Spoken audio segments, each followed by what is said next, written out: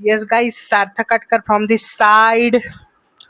तो सर, हुआ क्या ना, हुआ क्या।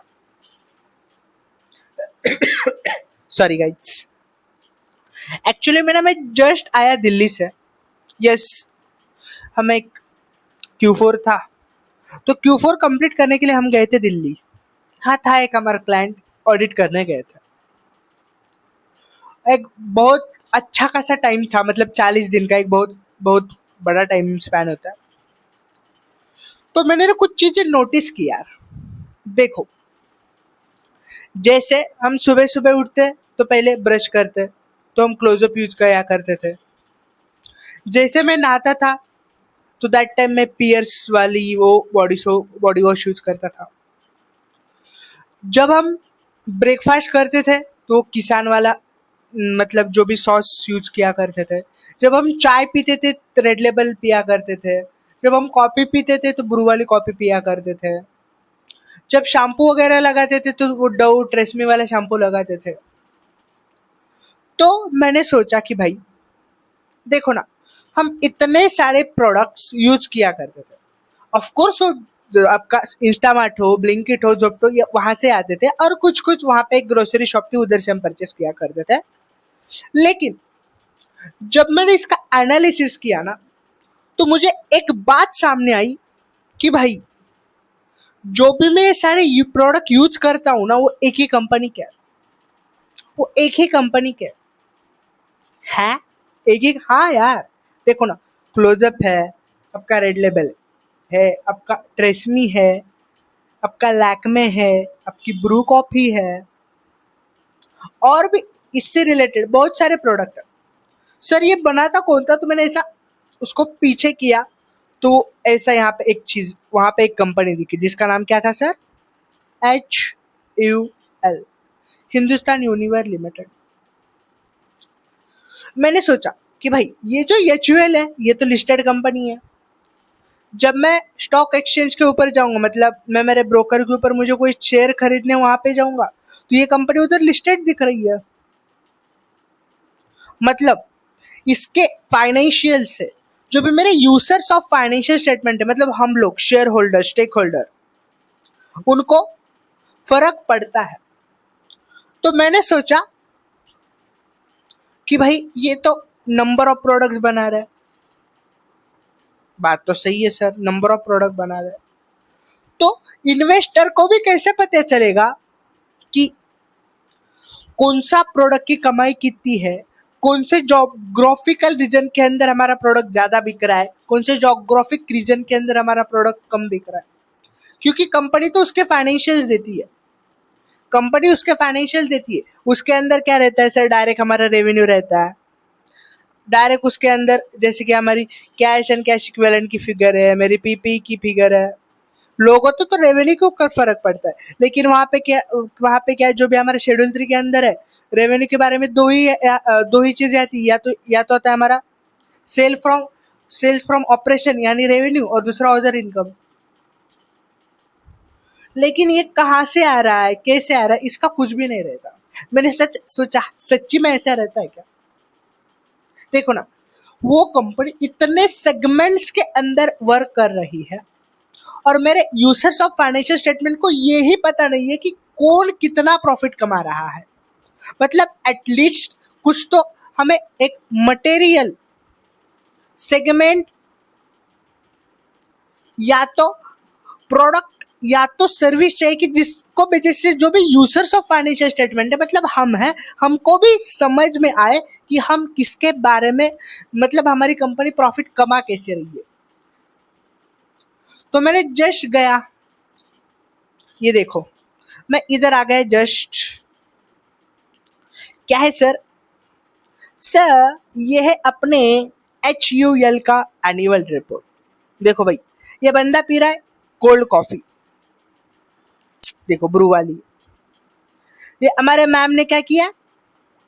डव वाला शैम्पू यूज किया है। यहाँ पे क्या, ये कपल ने क्या किया है? जो हम एड में देखते हैं ना, कितने भी कैसे भी दाग हो, हमारे इसके अंदर होता है नींबू, हमारा विम इसको सब साफ कर देता है, तो ये विम वाली एड। ये मैम से आपके दांत देखो ना कैसे चमक रहे, किसके वजह से चमक रहे? क्लोजअप के वजह से। मतलब मैंने देखा, हाँ एक्चुअली हाँ मैं ये नहीं देखना है रे।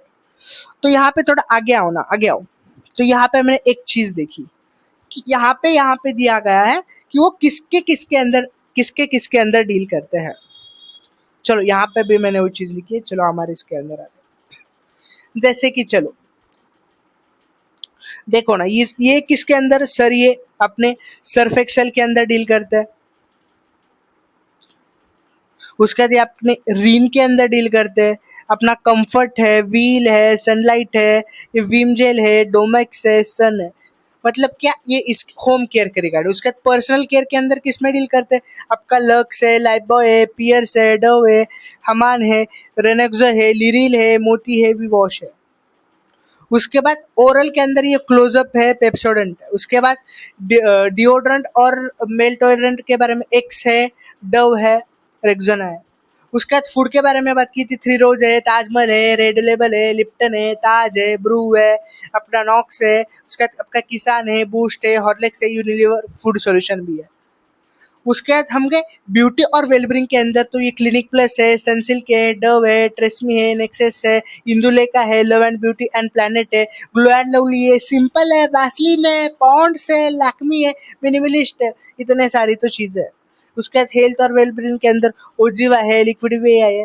उसके बाद फूड के अंदर बात की तो फिर से ताजमहल है, रेड लेबल, लिप्टन, ताज, ब्रू, मतलब इतने सारे वैरायटी ऑफ प्रोडक्ट्स के अंदर ये डील करता है।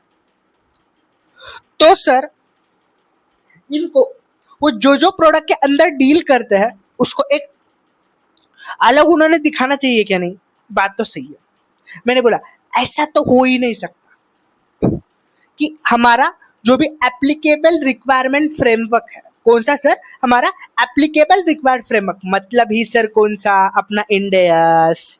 लिस्टेड के लिए कौन सा लगता है सर? इंडेयस। तो कौन सा तो इंडेक्स रहेगा जो इसके बारे में चर्चा करता होगा, जो हमारे interest of financial users of financial statement है उसको वो बचा के रखता होगा। ऐसी कोई तो चीज होगी। तो यस, जब मैं गया थोड़ा सा डीप एनालिसिस किया तो मैंने एक चीज सामने आई कि इसके लिए एक हमारा इंड एएस काम करता है, और उस इंडेक्स का नाम क्या है sir? Ind AS 108। Ind AS 108 you can see here. Okay तो सर चलो यार मैं आपको फिर से एक बार बता देता हूँ। नहीं था मेरे पास, मतलब क्या, जब मैं ये वीडियो रिकॉर्ड कर रहा था ना, तो मैंने सबसे पहले मेरा फोकस गया मेरे कंटेंट के ऊपर।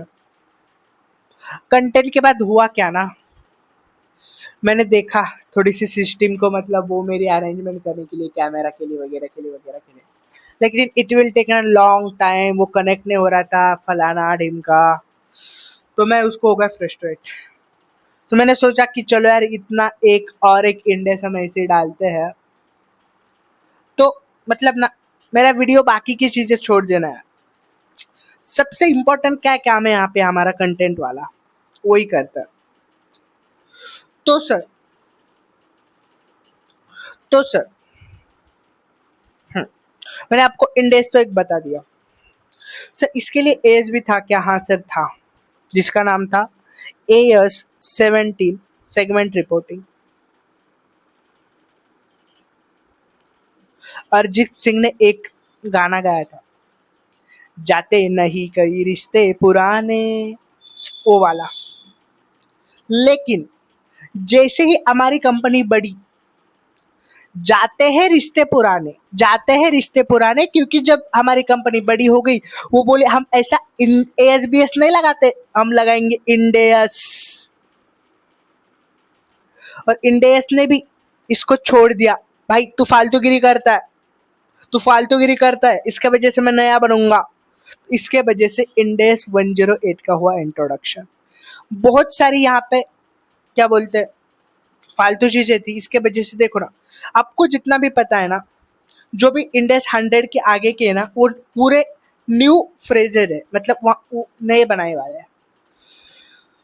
सर आपका ना टाइम पास ही बहुत चलता है यार। नहीं पता यार ऐसा क्यों होता है मेरे साथ। चलो यार, थोड़ी सी ना, देखो बात बहुत सिंपल है। मैं ना डायरेक्ट भी ऐसे पढ़ाते जा सकता हूँ, बोल के बोल के बोल के बोल के बोल के बोल के बोल के, विदाउट एनी एंटरटेनमेंट। तो हो क्या जाता है ना, बात बहुत सिंपल है। हम ही ना एक कुछ पॉइंट ऑफ टाइम के बाद हम हो जाते हैं बोर। ऑलरेडी जो भी ये फाइनल वाले लेक्चर देख रहे हैं ना, मोस्ट प्रोबेबली आप लोग या तो आर्टिकलशिप से आए हो या तो आर्टिकलशिप को जाना है। वो तो एक हमारे दिमाग के अंदर प्रेशर है ही है, भाई उधर जाके काम करना है, कौन क्या बोलेगा, मेरा वर्क प्रॉपर हुआ है नहीं हुआ है, वो हजार फलाना ढिमकाना वाली चीजें चलेगी।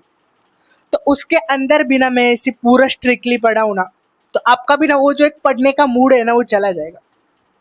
तो मेरी बात सिंपल है कि हमें हंसते चल के कूद के मस्ती मस्ती में पढ़ना है, जिसके वजह से ना हमारी पढ़ाई भी हो, we can score good marks in our final examination also, और उसके साथ हमारे आर्टिकलशिप भी चलेगी। देखकर मुझे पता, मैं भी उस फेज में ही हूँ, उस फेज में गुजर चुका हूँ। आर्टिकलशिप वाली फेज ना मतलब कैसे होती है, देखो अब तो हमारे पास है 2 साल की आर्टिकलशिप। उसमें ना पहला साल में सीखने में जाता है, इसके डांट खाओ उसकी डांट खाओ, हमने ये कम किया होता है वो ज़्यादा किया होता है। और दूसरा सारा हमारे सीनियर सीनियर सीनियर बोल के रिस्पॉन्सिबिलिटी बढ़ जाती है। सो उसके वजह से एक हमें रिस्पॉन्सिबल बन के काम करना पड़ता है। ठीक है यार, 2 साल है, सीखने के लिए तो है। बात तो बहुत सिंपल है। देखो आपको पूरी जिंदगी तो उस आर्टिकलशिप नहीं करनी है, वही वही सुबह जाओ रात में आओ, कुछ लाइफ में हो नहीं रहा भाई, बस 2 साल का चीज है। उसके अंदर हम बहुत सारी चीजें सीखने, ऐसा नहीं है कि हम कुछ सीख नहीं रहे, वी आर लर्निंग अलॉट, जो हम हमारे आफ्टर क्वालिफाइड जर्नी में बहुत काम आएगा। Either you can go in the practice और इन द जॉब और एनी अदर थिंग। बस जो भी आर्टिकलशिप पे अंदर जो भी हम चीजें सीख रहे हैं ना, बस वो मन से सीखो, दिल से सीखो।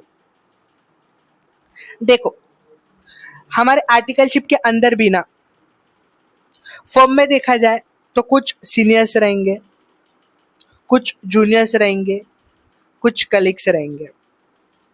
सीनियर मतलब जो हमसे बड़े। अब हर किसी की फर्म में अलग है, किधर सीनियर बस क्वालिफाइड रहते हैं, किधर किधर आर्टिकल को भी सीनियर बोला जाता है, ठीक है वो अलग बात है। जूनियर मतलब जिसको हम काम देते हैं, और कलीग्स मतलब क्या भाई, हमारे साथ वाले लोग। कभी भी ना हमें कलीग्स के साथ थोड़ा हम मतलब बातचीत करके, ये करके ना हम हमारा थोड़ा स्ट्रेस कम कर सकते हैं, क्योंकि उधर भी ना हम बातचीत करके एक दूसरे को हेल्प करके हमारी चीज़ें सॉर्ट कर सकते हैं। चलो यार, मैं तो किधर ऐसा ना, मैं पागल हूँ, ऐसा किधर भी भटक जाता हूँ। नहीं याद रहता ना, मैं आधा घंटा इसके ऊपर ही बात करता। यस सर, हमें आर्टिकलशिप भी करनी है, लेकिन उसके साथ फाइनल के एग्जाम भी तो देना है सर, फाइनल भी क्लियर करना है, वो वाला टैग भी लगाना है। ऐसे कैसे होगा सर। हाँ चलो, तो हम बात कर रहे थे एक नया accounting standard, Indian accounting standard 108, जो सर किसके साथ डील करता है, जो डील करता है यहाँ पे इसका नाम है ऑपरेटिंग सेगमेंट। सर यहाँ पे इसका नाम क्या हो गया, ऑपरेटिंग सेगमेंट। अब सर बात बहुत सिंपल है, ऑपरेटिंग सेगमेंट बोला किसको जाएगा।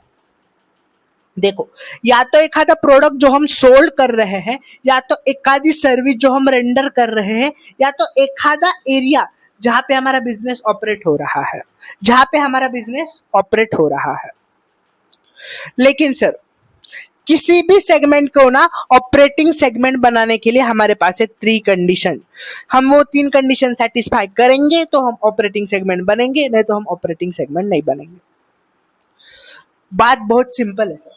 जो भी हमारे यूजर्स ऑफ फाइनेंशियल स्टेटमेंट है ना, उनको भी ना कुछ मटेरियल चीजें ही चाहिए।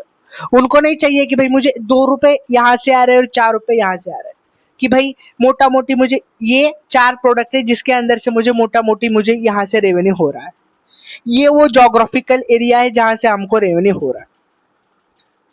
तो इंडेस क्या करता है, इंडेस ने कौन सी 3 कंडीशन बताई। सिर्फ सबसे पहली कंडीशन बताई कि जो वो सेगमेंट है जिसको आपको सेगमेंट बोलना है। अब सर लेकिन इसके पहले ना सेगमेंट होता क्या है। अब देखना, जैसे कि ऊपर बात की, जो भी हमारे पास एचयूएल है ना, उसके वैरायटीज ऑफ प्रोडक्ट है।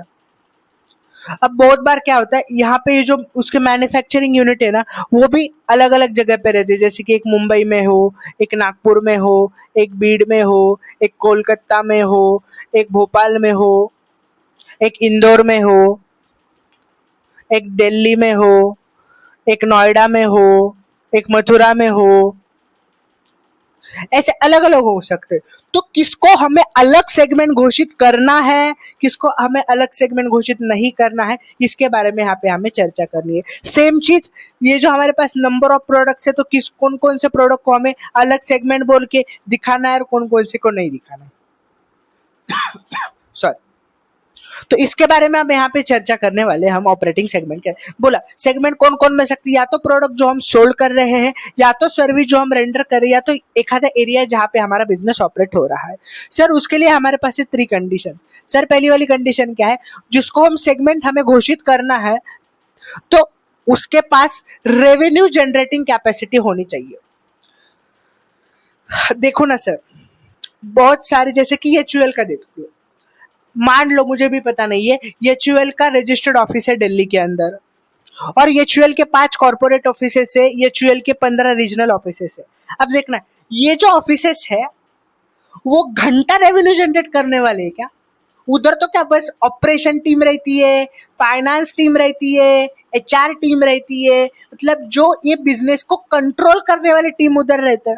तो ये घंटा रेवेन्यू जनरेट करने वाले हैं क्या?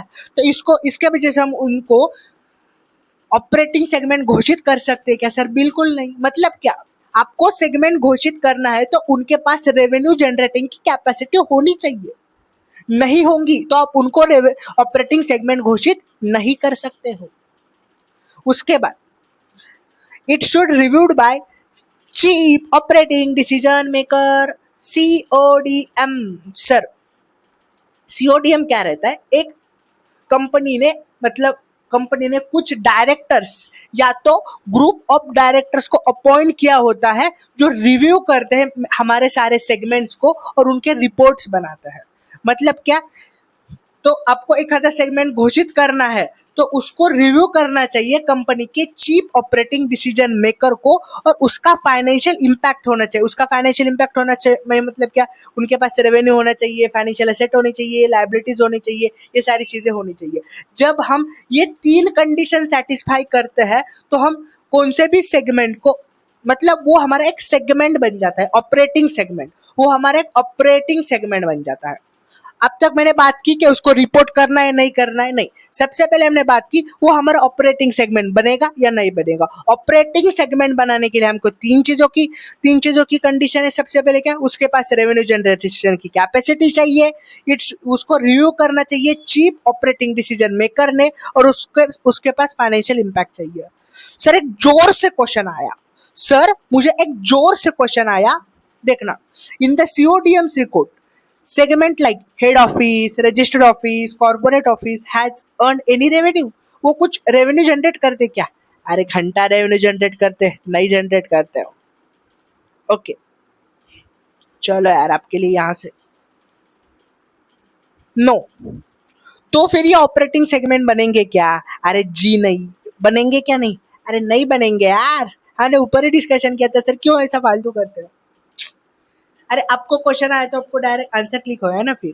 अब देखना और एक क्वेश्चन। सर कितना क्वेश्चन करते हो यार, कितना क्वेश्चन के अंदर हमारी जिंदगी खराब हो जाएगी। Is it required to show all operating segment? अब देखना, मैंने बोला हमने ऑपरेटिंग सेगमेंट को तो डिफाइन कर दिया, लेकिन क्वेश्चन आया कि सर हमें सारे के सारे ऑपरेटिंग सेगमेंट को दिखाना पड़ेगा क्या? सर हमें सारे के सारे ऑपरेटिंग सेगमेंट को दिखाना पड़ेगा क्या? इसका आंसर है सर जी नहीं, जी नहीं, जी नहीं। फिर हमारे पास 3 कंडीशन है, वो 3 कंडीशन सेटिस्फाई करेंगे। हाँ वो कंडीशन और वाली है, मतलब उसमें से कोई भी एक कंडीशन सेटिस्फाई कर ली तो वो सेगमेंट को हमें क्या करना पड़ेगा सर? रिपोर्ट करना पड़ेगा। उसको क्या करना पड़ेगा सर, हमें रिपोर्ट करना पड़ेगा। अब देखना, if revenue of that segment, क्या, if revenue of that segment is 10% or more including internal and external of इस टोटल रेवेन्यू। मतलब क्या सर, सारे सेगमेंट का जितना भी मुझे टोटल रेवेन्यू आ रहा है उसका उसके 10% या तो ज्यादा का रेवेन्यू वो वाला सेगमेंट जनरेट कर रहा है, तो वो वाले सेगमेंट को हमें रिपोर्ट करना पड़ेगा। सर ये क्या, इंटरनल और एक्सटर्नल, ये सेल्स के बारे में चर्चा कर रही है। एक्सटर्नल रेवेन्यू, एक्सटर्नल सेल्स मतलब है जो हम बाहर बेच रहे हैं, और सर इंटरनल माने क्या, जो हमारे एक सेगमेंट से अंदर दूसरे सेगमेंट के अंदर सेल हो रहा है, मतलब हमारे कंपनी के अंदर ही। तो दोनों मिला के हमें देखना है कि कितना हमारा परसेंटेज सेल हो रहा है। ओके, 10% है तो उससे ज्यादा है क्या। ओके सर, एग्जाम्पल दीजिए ना एक, चलो आपके लिए एक एग्जाम्पल देखो, A B C D E. ए ने कमाए 150 करोड़, बी ने कमाए 150 करोड़, सी ने कमाए 200 करोड़, डी ने कमाए 50 करोड़ और ई ने कमाए 20 करोड़, और सी ने और 100 करोड़ इंटरनली कमाए जो उसने डी को बेचा। अब देखना इसमें से कौन कौन सा सेगमेंट हमारा रिपोर्ट होगा। सबसे पहले टोटल कितनी होती है सर, ये 150 और 250, 300, 300 और 200, 500, 550, 570। सर कितना बन रहा है ये बन रहा है सर हमारा 570। सर कैलकुलेटर निकालना पड़ेगा मुझे, यहाँ पे CAL देखो 570 था टोटल हमारा। ओके, अब हमें देखना पड़ेगा 150 डिवाइडेड बाय 570, किधर गया AC, अरे 150 डिवाइड बाय 570, सर कितना आ रहा है, सर आ रहा है 26%। सर 26% आ रहा है सर, 150 ये भी 26 आएगा सर, ये 200 आगे मतलब इसको भी हमें रिपोर्ट करना पड़ेगा सर। हाँ, ये 50 कितना बनता है मेरे 570 का, आई थिंक ये देखो 50 डिवाइडेड बाय 270, 570 ना,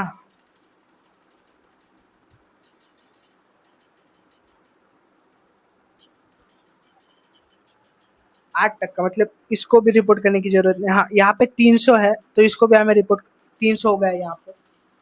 तो बात सिंपल है, हमें ABC और 3 को क्या करना पड़ेगा सर, रिपोर्ट करना पड़ेगा, और इनको रिपोर्ट करने की जरूरत नहीं क्या, बाद में देखेंगे। लेकिन ये तीनों को तो हमें रिपोर्ट करना है, ये तीनों को रिपोर्ट करना है। और इसको चलो थोड़ी देर के लिए बोलते हैं, इसको हमने ये वाले सेगमेंट को रिपोर्ट नहीं किया तो भी चलेगा।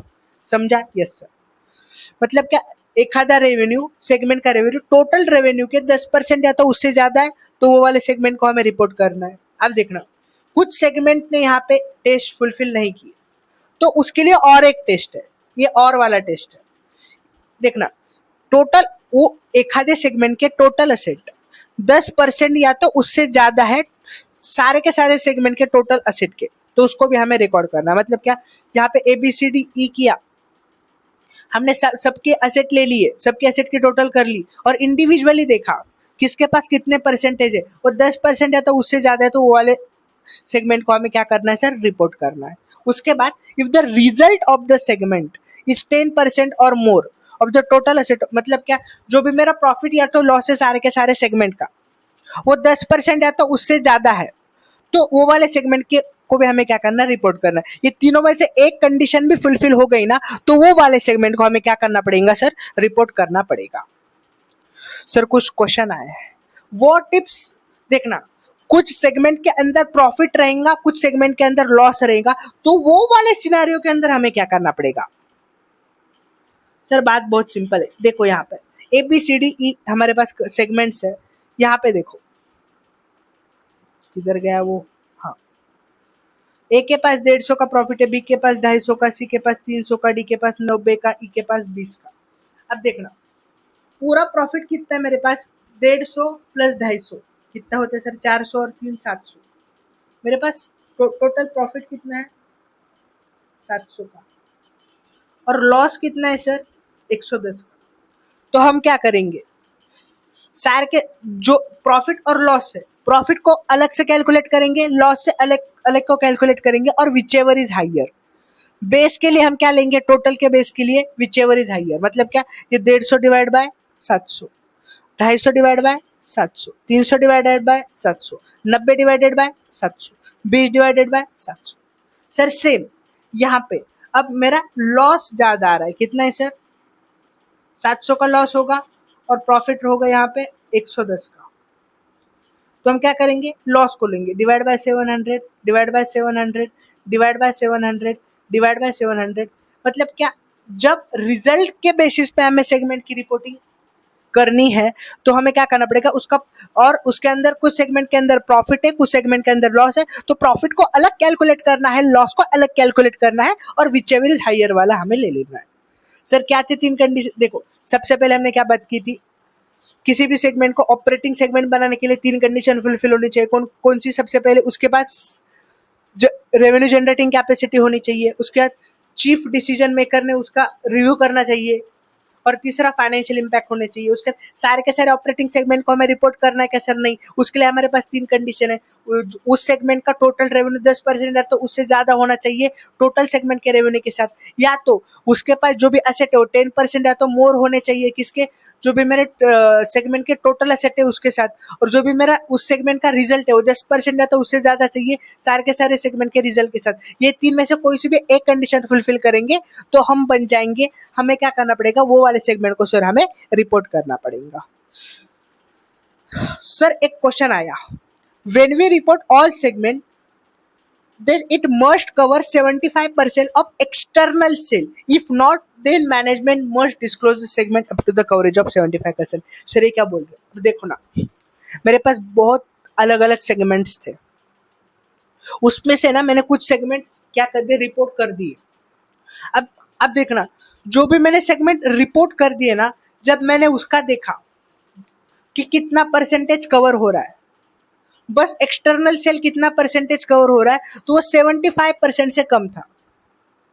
तो हमारा इंडेज बोलता है कि हमने कम से कम 75% तक सेगमेंट को हमें क्या करना पड़ेगा सर, डिस्क्लोज करना पड़ेगा। अब देखना कहाँ कहाँ पे हमारा 75% तक रिपोर्ट नहीं किए, हम रिपोर्ट मतलब वो कंडीशन सेटिस्फाई नहीं की, तो हमें 75 तक करने के लिए, 75% को कंप्लीट करने के लिए और कुछ सेगमेंट को हमें क्या करना पड़ेगा, रिपोर्टेबल बनाना पड़ेगा। अब वो कौन से सेगमेंट को हमें रिपोर्टेबल बनाना है, वो जिम्मेदारी किसकी सर, मैनेजमेंट की। मैनेजमेंट जो चाहे वो सेगमेंट को रिपोर्टेबल बना सकता है। कब, मैंने देखा कि जितने भी मेरे सेगमेंट रिपोर्ट किए हैं वो मेरे जो भी मेरा एक्सटर्नल सेल्स के 75% नहीं भर रहे हैं।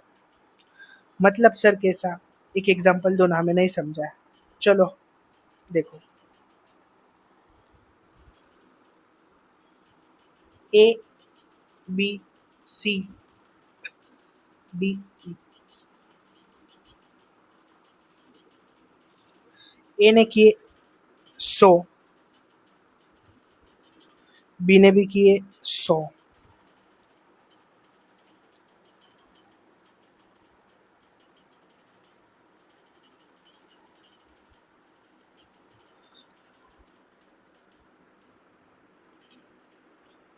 ओके, सी ने किए 50, ई ने भी किए 50, और इसने 100 प्लस 100 किए हैं। मतलब क्या, 100 इंटरनल और 100 एक्सटर्नल, टोटल कितना है, 100 और 100, 200, 250, 300, 400, 500। अब देखना 100 डिवाइडेड बाय 500 कितना है सर, 20%। रिपोर्ट करो, 20% रिपोर्ट करो, ये आएगा मेरा 50 डिवाइडेड बाय 5%, नहीं कितना आएगा ये आएगा 10%, इसको भी रिपोर्ट करना पड़ेगा। सार के सारे रिपोर्ट हो गए यहाँ पे। चलो मुझे ना थोड़ा सा अलग एग्जांपल ले, मेरे फिगर्स गलत हो गए इधर।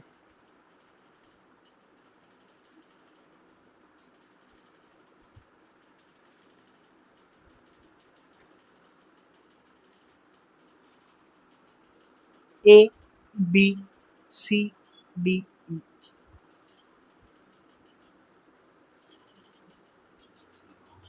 मेरा टोटल एक्सटर्नल जो रेवेन्यू है ना वो 500 है, 500 करोड़ है।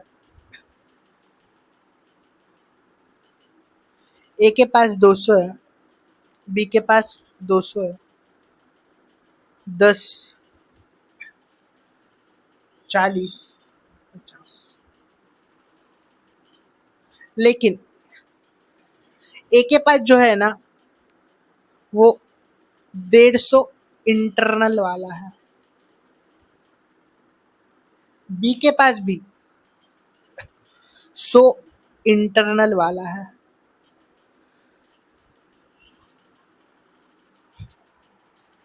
तो ये 500 गलत हो गया मेरा। एक्सटर्नल सेल मैं आपको बता देता हूँ। तो मेरा टोटल एक्सटर्नल सेल हुआ है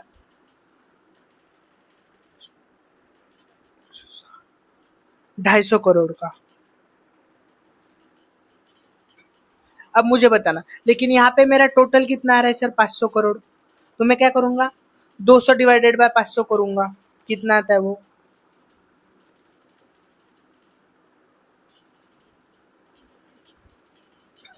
40%।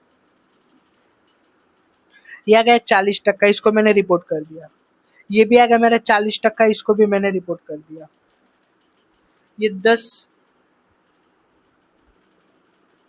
डिवाइड बाय 500, ये आ गया मेरा 2%।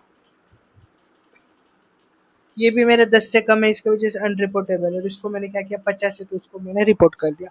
अब देखना, मैंने ए, बी और ई ये 3 सेगमेंट को मैंने रिपोर्ट कर दिया। अब देखना वो कितना परसेंट कवर करता है, 40 और 40 80 प्लस 10 90%। लेकिन देखना इसके 50 और इसके 100 150।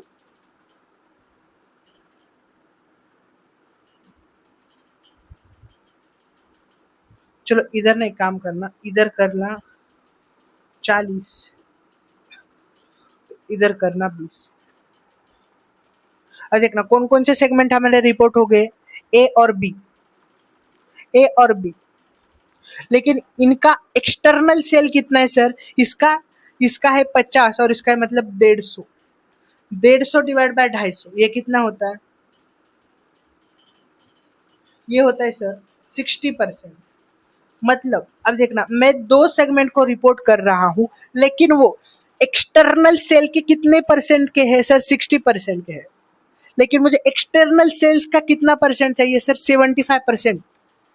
कम से कम 75% मैंने रिपोर्ट करना चाहिए। ओके, तो मुझे जो भी सी डी ई में से कौन से भी सेगमेंट को मुझे रिपोर्ट करना पड़ेगा जिसके वजह से मेरा एटलीस्ट 75% एक्सटर्नल सेल कवर हो। अब ये कौन सा करना है वो मैनेजमेंट की रिस्पॉन्सिबिलिटी, मैनेजमेंट के जजमेंट है कि हमें कौन से वाले सेगमेंट को रिपोर्टेबल बनाना है। समझा क्या? Very very easy.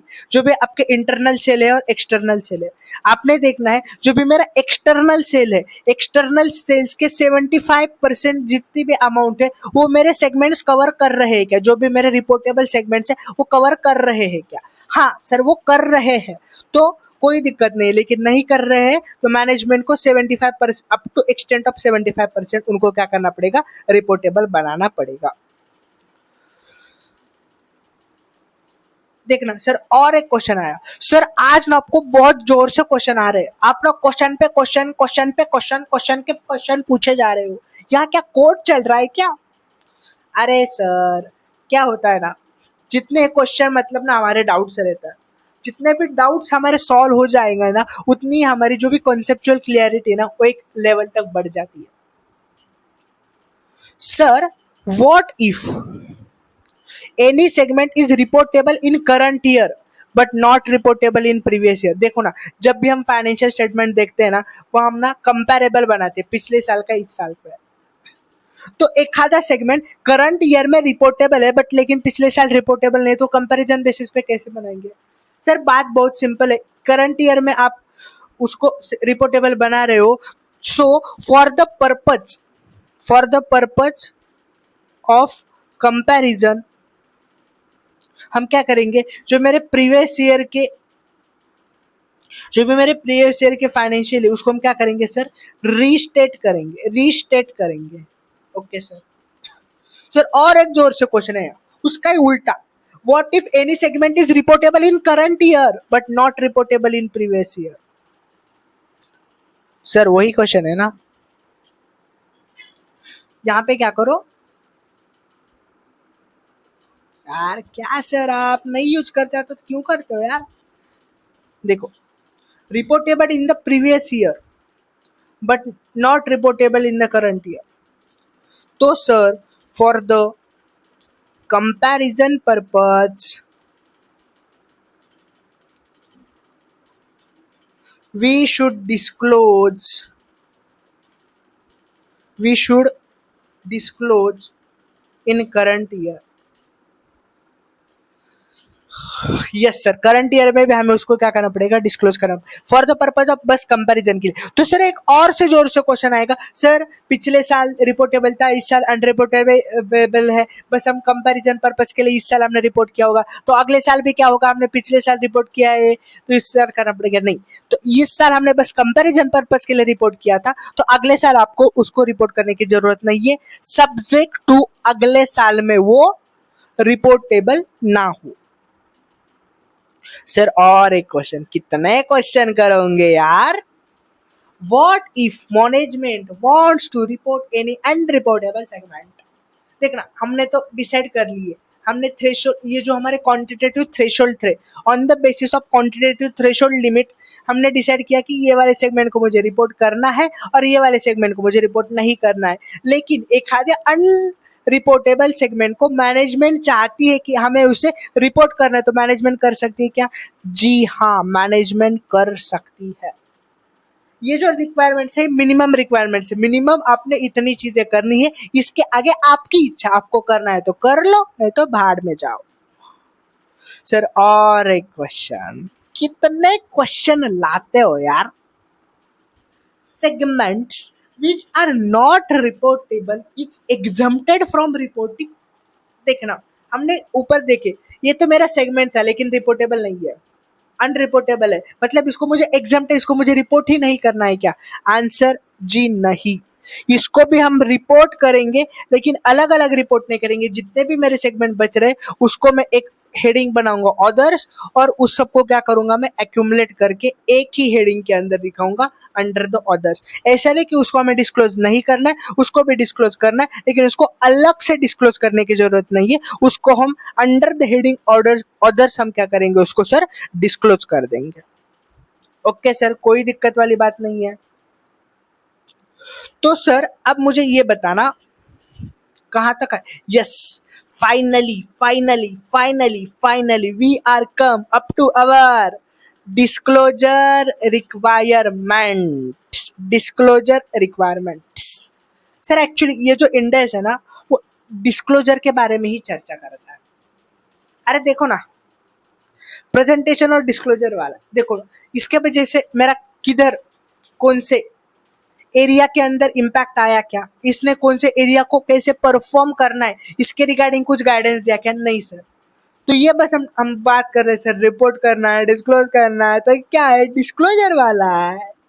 चलो, तो ये इंडेक्स हमें गाइड करता है कि हमें जो भी सेगमेंट रिपोर्टिंग है वो 3 हेड के अंदर हमें क्या करनी है सर, डिस्क्लोज करनी है। सर क्या करनी है, डिस्क्लोज करनी है। आप चिंता मत करना, एक मैं प्रैक्टिकल एग्जांपल ही दूंगा। चलो आपके एचयूएल का ही मैं एग्जांपल दूंगा कि उन्होंने सेगमेंट की रिपोर्टिंग कैसे की है। इतने सारे हमारे पास क्वेश्चन आया था तो हमने उसके रिगार्डिंग प्रोविजन देख लिए, और फिर प्रोविजन के बाद हम प्रैक्टिकली भी देखेंगे। बस इतनी छोटी सी चीज एक जैसे हम कर लेंगे ना डिस्क्लोजर रिक्वायरमेंट वाली, पहले तो हमने आइडेंटिफाई किए डिस्क्लोजर को, कौन कौन से सेगमेंट को रिपोर्ट करना है, अब बारी आई कि उसको कैसे करना है। सर उसको हमने 3 हेड के अंदर डिवाइड किया है। सबसे पहले मेरी जनरल इंफॉर्मेशन, उसके बाद उसके मेजरमेंट्स और उसका रिकंसिलिएशन। तो चलो सर हम बात करते हैं आपके जनरल इंफॉर्मेशन के बारे में। अब देखना, जनरल इंफॉर्मेशन के अंदर जब जब मैं मेरे सेगमेंट को रिपोर्ट कर रहा हूँ, जब मैं मेरे सेगमेंट को रिपोर्ट कर रहा हूँ, तो मुझे क्या कौन कौन सी चीज को मुझे दिखाना है वहां पे, name of product and service और उसका नेचर। प्रोडक्ट का नाम क्या है, उसका नेचर कैसा है। उसके बाद सर क्या, नेम ऑफ एरिया, मैं एरिया को अलग सेगमेंट घोषित कर रहा हूं तो उस एरिया का नाम। एंटिटी को ये भी एक्सप्लेन करना होगा तो वो सेगमेंट का ओरिजिनेशन कहां से हुआ है, मतलब क्या वो सेगमेंट को आपने नया क्यों दिखाया, मतलब अलग क्यों दिखाया। जैसे कि हमने बोला था इतने मेरे पास अलग अलग प्रोडक्ट्स है, तो उनको जो भी हमारा चीफ जो भी मेरा चीफ ऑफिसर का जो रिपोर्ट है ना उसके अंदर ये चीजें हमें मिल जाएंगी। और एंटिटी को एक्सप्लेन करना पड़ेगा एग्रीगेट, उन्होंने जो भी सिमिलर सेगमेंट है उसको एग्रीगेट कैसे किया उसके बारे में हम आगे एक चर्चा करेंगे। छोटा सा मैंने आपके उसके लिए एक छोटा सा एक क्या बोलते हैं छोटा सा 3 लाइनर एक पैराग्राफ बनाया है, उसके रिगार्डिंग अलग बात करेंगे कि एंटिटी को एक्सप्लेन करना पड़ेगा कि जो भी सिमिलर सेगमेंट है उन्होंने कौन से बेसिस पे उसका एग्रीगेशन किया, मतलब एक लाए। उसके बाद सर मेजरमेंट के अंदर हमें क्या देखना है, यहाँ पे बड़ा सा क्वेश्चन आएगा, sir does we have to measure asset liability revenue again, मैं फिर से मेजर करने की जरूरत है क्या? जी नहीं सर, क्योंकि जो भी हमारा सीओडीएम का जो भी रिपोर्ट था वहां पे अंदर हमें सारी की सारी चीजें मिल जाएंगी, तो हम वहां से क्या करेंगे, इसको रेफर कर लेंगे ये मेजरमेंट वाला पार्ट को। अब सर ये जो हमने एक बार मेजर कर लिया तो उसको हम 5 अलग अलग हेड्स के अंदर दिखाएंगे। सर किसको, इसको हम 5 अलग अलग हेड्स के अंदर दिखाएंगे। सबसे पहले दिखाएंगे आपका सेगमेंट रेवेन्यू, जिसके अंदर दिखाएंगे कि इतना मेरा एक्सटर्नल रेवेन्यू है, इतना मेरा इंटरनल रेवेन्यू ये पर्टिकुलर सेगमेंट का। उसके बाद सेगमेंट के रिजल्ट मतलब सेगमेंट का प्रॉफिट और लॉस। उसके बाद सेगमेंट के एसेट दिखाएंगे, सेगमेंट की लायबिलिटीज दिखाएंगे और अदर रिलेवेंट इन्फॉर्मेशन। अदर में क्या कहेगा सर, पीपी का डिप्रिसिएशन दिखाएंगे, इंटेंजिबल एसेट का अमोर्टाइजेशन दिखाएंगे, अदर नॉन कैश एक्सपेंस जैसे कि मेरा इंपेयरमेंट लॉस है वो दिखाएंगे और मेरा कैपिटल एक्सपेंडिचर, इतनी चीजें दिखानी है। मैं सारी की सारी चीजें एक आपको एनुअल रिपोर्ट एक फाइनेंशियल ओपन करके वहां पे डिस्क्लोजर नोट दिखाऊंगा। जो भी चीज हमने यहाँ पे पढ़ी है वहां पे वो प्रैक्टिकली अप्लाई हो रही है नहीं हो रही है वो भी देखेंगे। अब देखना रिकंसिलिएशन इफ एनी। अब देखना रिकंसिलिएशन कब करने की जरूरत होगी, जब मेरा टोटल रेवेन्यू मेरे P&L से और मेरे सेगमेंट रिपोर्टिंग से अलग आ रहा है। तो उसका क्यों अलग आ रहा है उसका हमें रिको बनाना पड़ेगा। सर ये अलग क्यों आ रहा होगा, देखना जब हम इंटरनल और एक्सटर्नल सेल करेंगे तो यहाँ पे दिखाएंगे सेगमेंट रिपोर्टिंग के अंदर, लेकिन जब हम फाइनल फाइनेंशियल्स बनाएंगे ना तो जो भी हमारे इंटर कंपनी की बैलेंसेस हो, इंटर कंपनी ट्रांजैक्शन होते हैं ना, हम क्या करते हैं सर फाइनेंशियल बनाते टाइम उसको क्या करते हैं इलिमिनेट कर देते हैं। सो इसके वजह से क्या होगा वो फिगर मैच नहीं होगे, तो हमें रिकंसिलिएशन के अंदर वो दिखाना पड़ेगा कि ये रीजन है, इसके वजह से वहां पे यहाँ पे जो रिजल्ट प्रॉफिट या तो लॉस है और वहां पे प्रॉफिट या तो लॉस है उसके अंदर डिफरेंसेस है, उसका ये रीजन है। अब देखना मैंने आपको एक एग्रीगेशन ऑफ सेगमेंट के बारे में चर्चा की थी।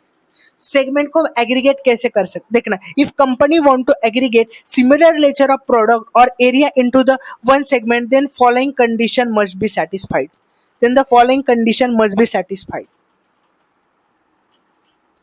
क्या सर कौन कौन सी। अब देखना जो भी आपका प्रोडक्ट और सर्विस है उसका नेचर सेम होना चाहिए। अलग अलग नेचर होगा तो उसको हम एग्रीगेट कर सकते क्या सर, जी नहीं।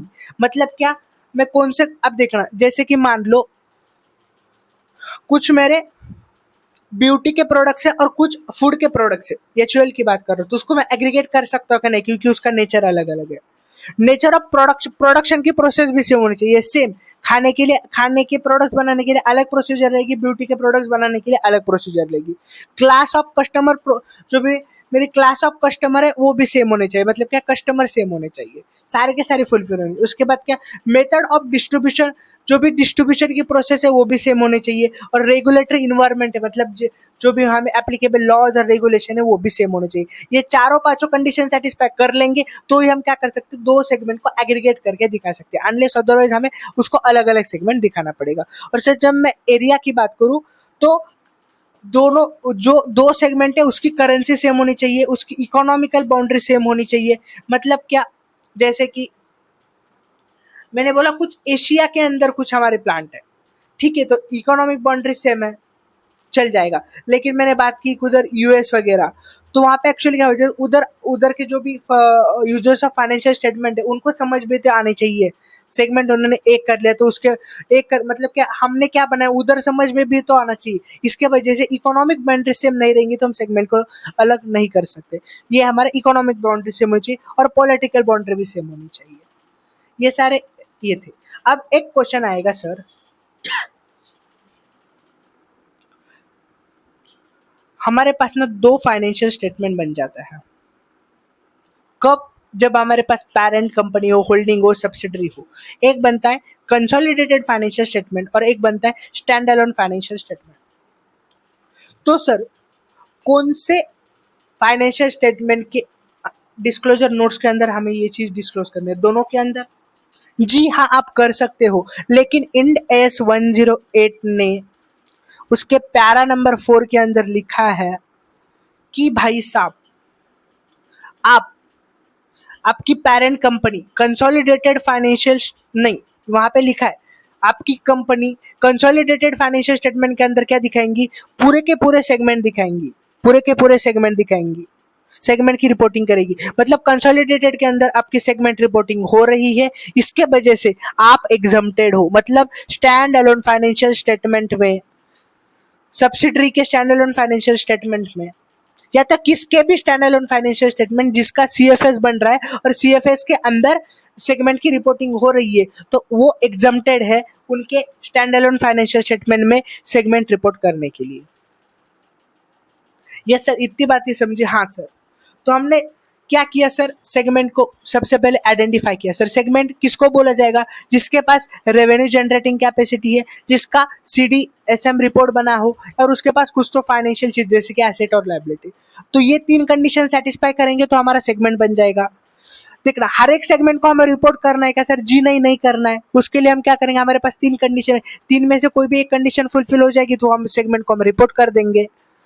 तो सर क्या 3 कंडीशन थे, सेगमेंट का रेवेन्यू 10% या तो उससे ज्यादा चाहिए टोटल रेवेन्यू से, सेगमेंट के या तो सेगमेंट के पास जो भी एसेट है वो 10% या तो ज्यादा होने चाहिए पूरे सारे के सारे सेगमेंट के एसेट के साथ, और सेम फॉर 10% है तो उससे ज्यादा रिजल्ट होना चाहिए। यहाँ पे हमने बात की थी प्रॉफिट और लॉस की, प्रॉफिट और लॉस दोनों है तो प्रॉफिट को अलग कैलकुलेट करो, लॉस को अलग कैलकुलेट करो, विच एवर इज हाइयर।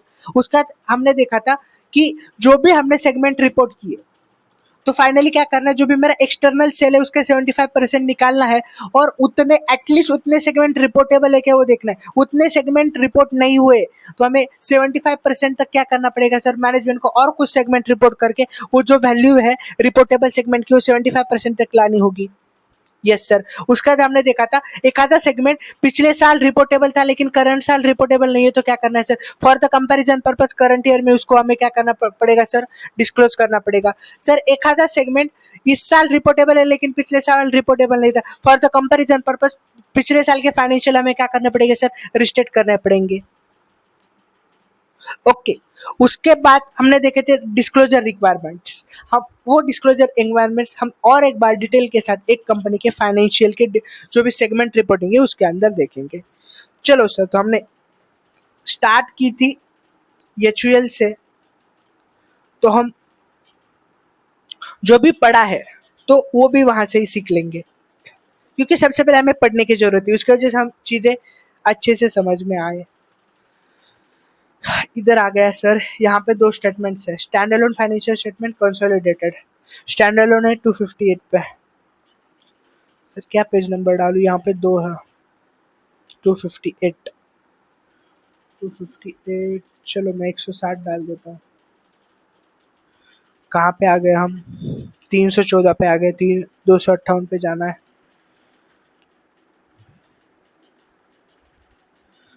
यहाँ नहीं, वैसे तो हमें नोट्स ही देखने हैं। चलो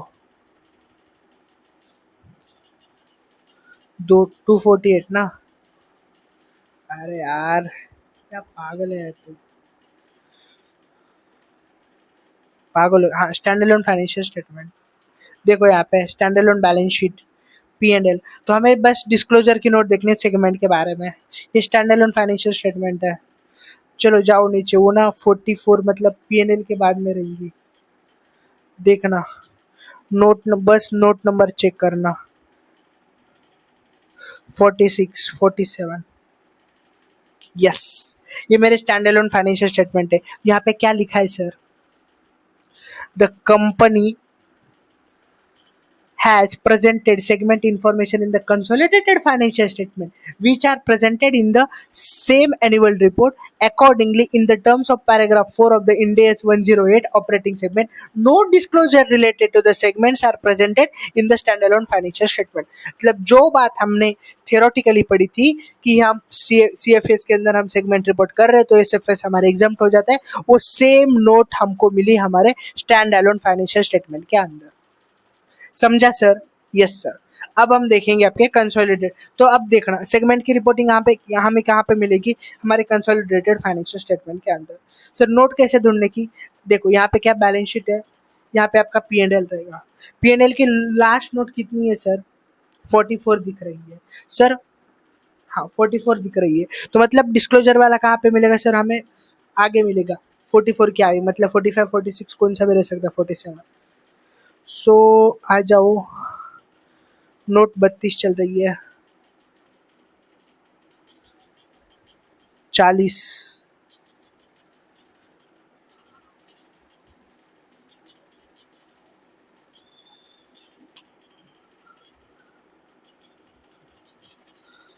कितना नोट नंबर है, नीचे तो नहीं जा रहे ना हम? हाँ ये मिल गई इधर।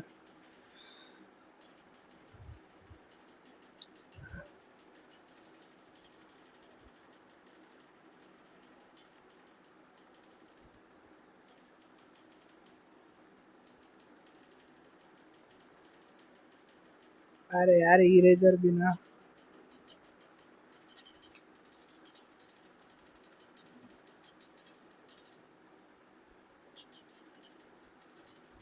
ओके गाइज चलो। तो देखो सबसे पहले हमने हमारे जो भी डिस्क्लोजर थे उसको हमने किसके कितने पार्ट्स के अंदर तोड़ा था सर, हमने इसको 3 पार्ट्स के अंदर। हमारा general information, measurement, reconciliation. General information यहाँ पे क्या, name and product, name of area, entity to explain origination segment, entity has to explain aggregation of the similar segment. चलो तो इसके बारे में कुछ यहाँ पे लिखा है क्या, yes sir. The operating segment is the level at which discrete financial information is available. Business segment are identified considering, कैसे कैसे बिजनेस सेगमेंट को आइडेंटिफाई किया, मतलब क्या, मैंने ओरिजिनेशन बोला था वो सबसे पहले, the nature of product and service मैंने वहां पे बोला था, differing the risk and return, the internal organisational management structure and internal financial reporting system. उसके बाद क्या sir, revenue and expenses directly attributable to the segment are reported under the each reportable segment. कैसे किया, जो भी मेरे revenue और expenses है जो directly attributable to the segment है उसको हमने अलग रिपोर्टेबल सेगमेंट बना दिया, और जो भी मेरे एक्सेप्शनल आइटम है एंड अदर एक्सपेंसेस है जो एट्रीब्यूटल है, मतलब किसी एक सेगमेंट को हम नहीं दे सकते, तो उसको हमने क्या किया, उसको सेपरेटली डिस्क्लोज किया। असेट्स एंड लाइबिलिटी दैट जो डायरेक्टली एट्रीब्यूटेबल है एलोकेबल टू द सेगमेंट, मतलब जो भी डायरेक्टली उस वो सेगमेंट की वो समझता है उसको डायरेक्ट एलोकेट कर दिया, और जो नहीं other all other assets and liabilities disclose under the unallocable assets and liabilities. Business के सेगमेंट कैसे किया, मैंने बोला था उसको origination, the group has determine the following reporting segment based on the information derived by the group chief operating decision maker. जो भी मेरा ग्रुप चिंग उसके जो उस उन्होंने क्या किया, हमारे सेगमेंट को डिफाइन किया, और जो भी हमारे 3 क्राइटेरिया है उसके अकॉर्डिंग हमने क्या किया, हमारे सेगमेंट को रिपोर्ट कर दिया। देखना कौन कौन से सेगमेंट के अंदर उन्होंने रिपोर्ट कर दिया। होम देखना यहाँ पे दिख रहा है कौन कौन सा sir, home care includes detergent, bath detergent powder, detergent liquid sources. Home care का अलग, ब्यूटी एंड वेलबींग का अलग, पर्सनल केयर का अलग, फूड का अलग, और अदर को हमने क्या किया, अदर्स के अंदर डाल दिया जो अनरिपोर्टेबल बने। The CODM who is responsible for allocating resources and assessing the performance of the operating segment has been identified by the management committee. कौन रहेगा, ये बोर्ड ऑफ डायरेक्टर की कमेटी रहेगी। Segment revenue relating to the each of the about domestic business segment includes income from the services provided to the group companies where applicable. Segment region relate to the profit before other income, finance cost, exceptional and taxes. ये पहला वाला। उसके बाद हमने दूसरा कौन सा देखा था सर, उसके बारे में हमने दूसरा देखा था मेजरमेंट। मेजरमेंट के अंदर हमने क्या देखा था, हम 5 इसके अंदर बनाएंगे। कौन कौन सा सर, सेगमेंट का revenue, result, asset, liability and other relevant information. चलो उन्होंने वैसा ही किया है क्या, यस सर। पहले उन्होंने क्या किया, रेवेन्यू का किया, उसके बाद क्या रेवेन्यू दिखा है, उसके बाद क्या सर, सेगमेंट के रिजल्ट्स दिखा है, उसके बाद क्या दिखा है सर, उन्होंने सेगमेंट के असेट दिखा है, सेगमेंट की लाइबिलिटी दिखाई, और अदर के अंदर क्या, कैपिटल एक्सपेंडिचर मैंने बोला था, डिप्रिसिएशन ऑफ पीपीएन, अमोर्टाइजेशन और नॉन कैश एक्सपेंसेस, ये तीनों चीजें भी दिखा दी। देखा मैंने वही चीज यहाँ पे लिख के दी थी, आपने इंडियस ने जो बोला था, क्या क्या सर, रेवेन्यू दिखाया, रिजल्ट, असेट, लाइबिलिटी, या क्या, depreciation on PP, amortisation of intangible asset, other non cash expense, capital expenditure. ये सारी की सारी चीजें हमें कहाँ पे मिली सर, यहाँ पे मिल गई। अदर इन्फॉर्मेशन और क्या दी उन्होंने, देखना, although the group operation are manage by product area, we will provide, उन्होंने एडिशनल इंफॉर्मेशन दी ज्योग्राफी के बेस पे। ज्योग्राफी के बेस पे सर यहाँ पे उन्होंने क्या क्या दिया, देखो revenue by the geographical market, India में इतना रेवेन्यू है, आउटसाइड इंडिया इतना है। Carrying amount of segment of asset, India में इतनी है, आउटसाइड इंडिया इतनी है। रेवेन्यू फ्रॉम मेजर कस्टमर भी उन्होंने यहाँ पे दे दिया। कोई एखादा ऐसा है से देखना, तो ग्रुप हैज नॉट रिलायंट, ये जो ग्रुप है कोई एक ट्रांजैक्शन के ऊपर या तो सिंगल एक्सटर्नल कस्टमर के ऊपर डिपेंड नहीं है जो हमको 10% या तो उससे ज्यादा रेवेन्यू जनरेट करवा के देता है। तो यहाँ पे रेवेन्यू का कंपैरिजन दिया, sale of product, sale of services, income from service render, government grant and others.